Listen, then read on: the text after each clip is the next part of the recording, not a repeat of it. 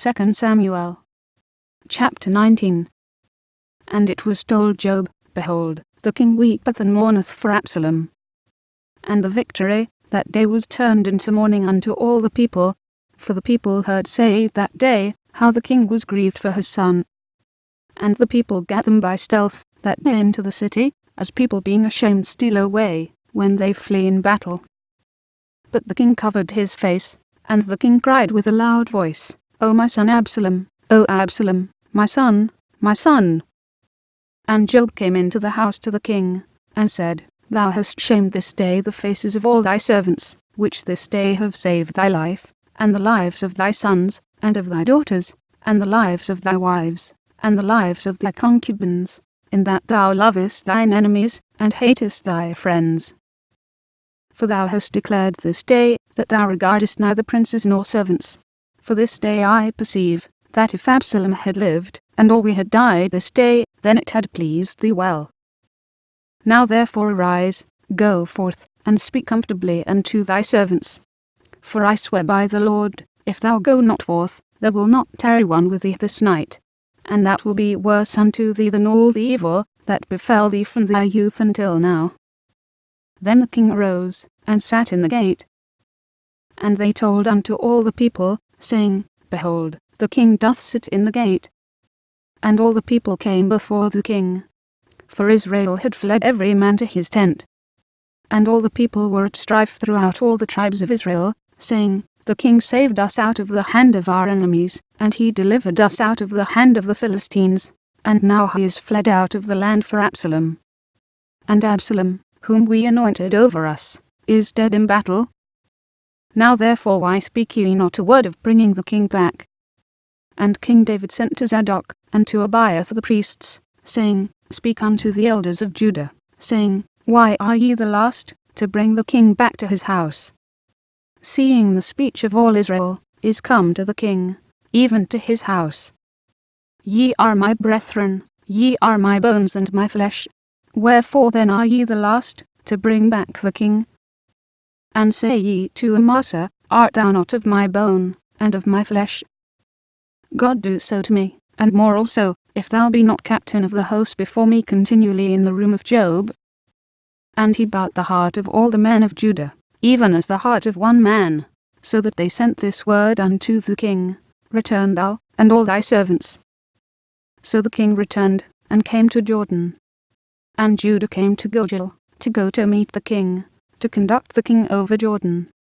And Shimei the son of Jerah, a Benjamite, which was of Bahurim, hasted and came down with the men of Judah to meet King David. And there were 1,000 men of Benjamin with him, and Ziba the servant of the house of Saul, and his 15 sons and his 20 servants with him, and they went over Jordan before the king. And there went over a ferry boat to carry over the king's household, and to do what he thought good. And Shimei the son of Jerah fell down before the king, as he was come over Jordan, and said unto the king, Let not my lord impute iniquity unto me, neither do thou remember that which thy servant did perversely the day that my lord the king went out of Jerusalem, that the king should take it to his heart. For thy servant doth know that I have sinned. Therefore, behold, I am come the first this day of all the house of Joseph, to go down to meet my lord the king. But Abishai the son of Zeruiah answered and said, Shall not Shimei be put to death for this, because he cursed the Lord's anointed? And David said, What have I to do with you, ye sons of Zeruiah, that ye should this day be adversaries unto me? Shall there any man be put to death this day in Israel? For do not I know that I am this day king over Israel? Therefore the king said unto Shimei, Thou shalt not die. And the king sware unto him. And Mephibosheth the son of Saul came down to meet the king, and had neither dressed his feet, nor trimmed his beard, nor washed his clothes, from the day the king departed until the day he came again in peace. And it came to pass, when he was come to Jerusalem to meet the king, that the king said unto him, Wherefore wentest not thou with me, Mephibosheth? And he answered, My lord, O king, my servant deceived me. For thy servant said, I will saddle me an ass, that I may ride thereon, and go to the king, because thy servant is lame. and he hath slandered thy servant unto my lord the king. But my lord the king is as an angel of God. Do therefore what is good in thine eyes.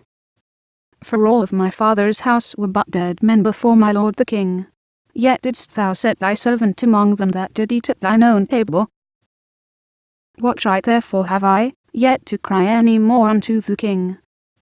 And the king said unto him, Why speakest thou any more of thy matters? I have said, Thou and Ziba divide the land. And Mephibosheth said unto the king, Yea, let him take all, forasmuch as my lord the king is come again in peace unto his own house. And Barzillai the Gileadite came down from Rogelim, and went over Jordan with the king, to conduct him over Jordan. Now Barzillai was a very aged man, even 80 years old, and he had provided the king of sustenance, while he lay at Mahanaim, for he was a very great man.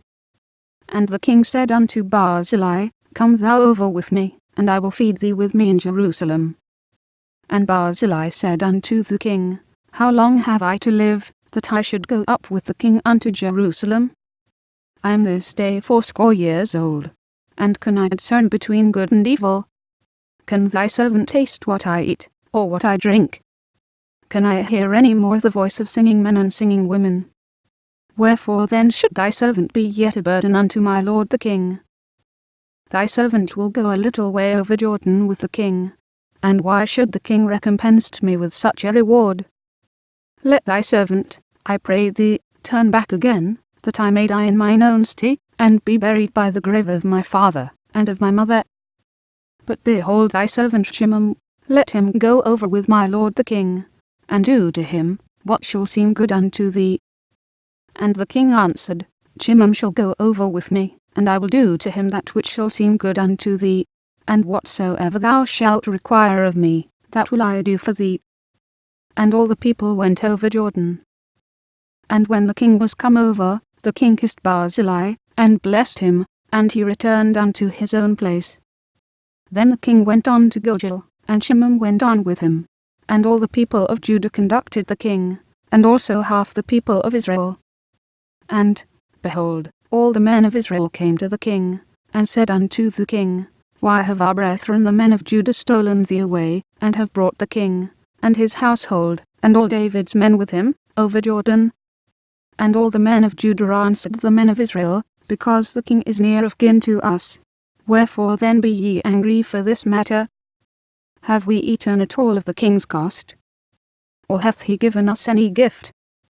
And the men of Israel answered the men of Judah, and said, We have 10 parts in the king, and we have also more right in David than ye. Why then did ye despise us, that our advice should not be first had, in bringing back our king? And the words of the men of Judah were fiercer than the words of the men of Israel.